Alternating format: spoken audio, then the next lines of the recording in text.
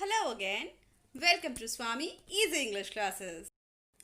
For your better understanding, please do watch Subject, Verb and Object. The link is there in the description. Let's start today's topic. Subject and predicate.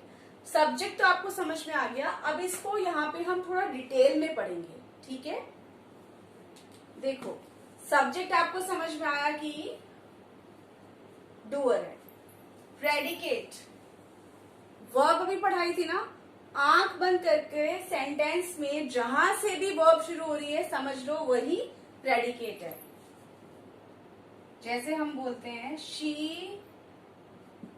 Is doing work. She is doing work. वो काम कर रही है. She is doing work.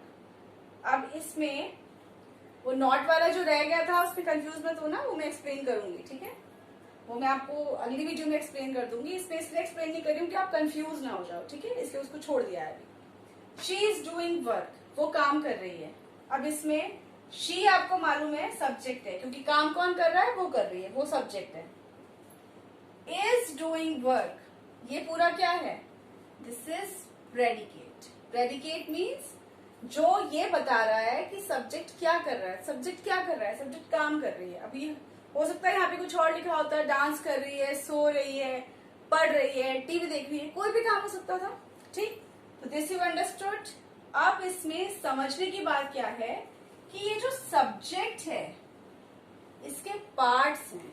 जब भी हम subject and predicate के बारे में पढ़ते हैं तो हमें ये जानना जरूरी होता है कि सब्जेक्ट के कितने पार्ट्स हैं. It is very important.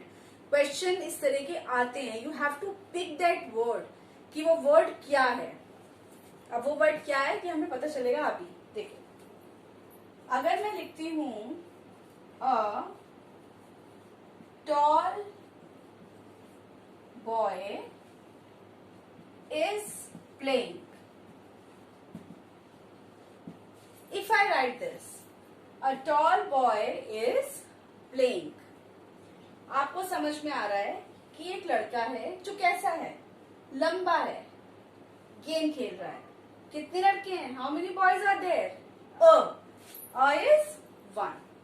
अब आपको इस सेंटेंस से बॉय इज प्लेइंग के अलावा दो चीजें और पता चल गई कि बॉय कैसा है, टॉल है, कितने हैं, वन. समझ में आया है. तो ये पूरा सब्जेक्ट ही है ना पूरा. ये सब्जेक्ट में ही आ रहा है. इज प्लेइंग प्रेडिकेट, जैसा कि आपको बताया, जहां से वर्ब शुरू हो जाए वो प्रेडिकेट है. अब अ टॉल बॉय क्या बोल सकते हैं, इन वर्ड्स का ही हमें डिमार्केशन करना है. फर्स्ट है डिटरमाइनर. डिटरमाइनर, डिटरमाइनर मतलब जो ये डिटरमाइन करे, ये निश्चय करे कि कितने हैं. एक है, अ, फ्यू, मोर, लेस. ठीक है, ये सारे वर्ड्स कौन से होते हैं जो हमें बताते हैं ज्यादा हैं, कम हैं, थोड़े हैं. ठीक, डिटरमाइन. टॉल लंबा, छोटा, मोटा. इसका क्या मतलब है, ये क्या बता रहे हैं, ये हमें सब्जेक्ट के बारे में बता रहे हैं. क्या बता रहे हैं, ये सब्जेक्ट के बारे में बता रहे हैं कि जो सब्जेक्ट है वो नाटा है, मोटा है, छोटा है, टॉल है, एल्डर है, यंगर है. ये सारी चीजें हमें पता लग रही हैं. इसका मतलब ये सब्जेक्ट को क्वालिफाई कर रहे हैं, सब्जेक्ट की क्वालिटी बता रहे हैं. क्वालिटी मीन्स गुण बताना है ना. सब्जेक्ट की क्वालिटी बता रहे हैं, इसीलिए हम इसको बोल सकते हैं क्वालिफायर, जो सब्जेक्ट की क्वालिटी को बता रहे हैं. ये आपका सब्जेक्ट है ही. इसको हम मेन वर्ड या हेड वर्ड भी कह सकते हैं. हेड वर्ड, पूरे सेंटेंस में बात तो इस बॉय की ही हो रही है ना. समझ में आया. ये तीन चीजें समझनी आपको जरूरी हैं. ये वाला सेंटेंस में हटा देती हूँ. अब इसके ऊपर फिर से एक बार लिख देती हूँ मैं यहाँ पे डिटरमाइनर. क्या है डिटरमाइनर, फ्यू, ठीक है, मोर. ये एग्जाम्पल है. उसके बाद क्वालिफायर, जो हमें क्या बता रहा है, it is telling us subjects quality. Subject की क्वालिटी को बता रहा है, लंबा है, छोटा है, मोटा है, काड़ा है, कैसा है, ठीक है, खूंखार है। जैसे तुम अपने टीचर्स को बोलते हो ना, अरे वो मोटी मैम, छोटी मैम, है ना, अरे वो खड़ूस सर, ऐसे नहीं बोलना चाहिए। But I am telling you that ये आप क्वालिटी बताते हो, अपने फ्रेंड्स को बोलते हो ना कोड वर्ड में, इससे समझ में आएगा तुम्हें जल्दी से, ठीक। तो ये हो गया आपको जो सब्जेक्ट की क्वालिटी बता रहा है। इसमें हमने टॉल लिखा, ठीक है, स्लिम हो सकता है, पैटी मोटा, black, black bird, white bird, black ball, black pen, ठीक। लास्ट है हमारा head word. Head word means ये सब्जेक्ट की बात हो रही है, ठीक है। हेड वर्ड मीन्स नाम से समझ में आ रहा है ना, जो मेन सब्जेक्ट है जिसकी हम बात कर रहे हैं, जो मेन सब्जेक्ट है, ठीक। इतना समझ में आया। अब एक और एग्जाम्पल से समझते हैं। अब आप बताना कि उस एग्जाम्पल में डिटरमाइनर क्या है, क्वालिफायर क्या है एंड हेड वर्ड क्या है।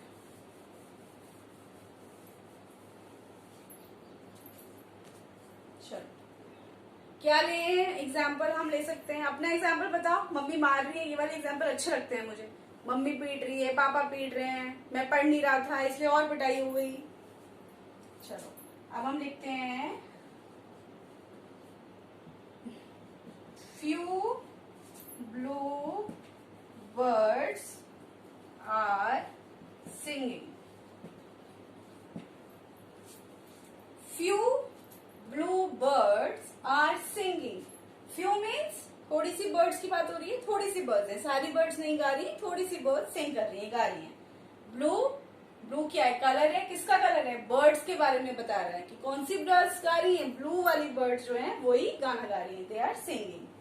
तो अब क्या पता लगा इस पूरे सेंटेंस में, आर सिंगिंग तो आपको पता है, जहां से वर्ब शुरू हो रही है वो पूरा क्या है, प्रेडिकेट है, ठीक। अब ये है आपका सब्जेक्ट।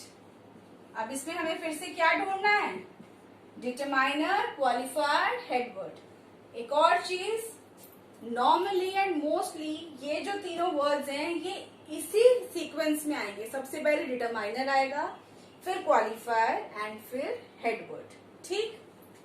चलो शुरू हो जाओ। Few blue birds, few means जो हमें नंबर बता रही है, थोड़ी है, ज्यादा है, कितनी है, तो ये क्या हो गया, डिटरमाइनर, जो हमें नंबर बता रही है, डिटरमाइन कर रही है कि कितनी बर्ड्स हैं। अब बर्ड जो है वो कैसी है, कौन सी कलर की है, छोटी, बड़ी, ये क्या बताया है, कलर बताया। मतलब ये क्या है, क्वालिफायर, जो हमें बर्ड्स की क्वालिटी बता रहा है। यहाँ पे कौन सी क्वालिटी बताई है, कौन सा गुण बताया बर्ड्स का, कि ब्लू वाली जो बर्ड्स हैं। या ये भी हो सकता था स्मॉल बर्ड्स, या फिर बिग बर्ड्स हो सकता था, डार्क बर्ड्स हो सकता था, ठीक। किसी भी तरह बर्ड्स की जो भी क्वालिटीज होती हैं, कोई भी बर्ड यहाँ आ सकता था। डिटरमाइनर हो गया, क्वालिफायर हो गया। मेन क्या है, बर्ड्स। पूरे सेंटेंस में किसकी बात हो रही है भाई, बर्ड्स हैं, बर्ड्स काम कर रही हैं, बर्ड्स सिंग कर रही हैं। तो ये जो है ये आपका हेड वर्ड या मेन वर्ड। इतना समझ में आया आपको सब्जेक्ट एंड प्रेडिकेट के बारे में।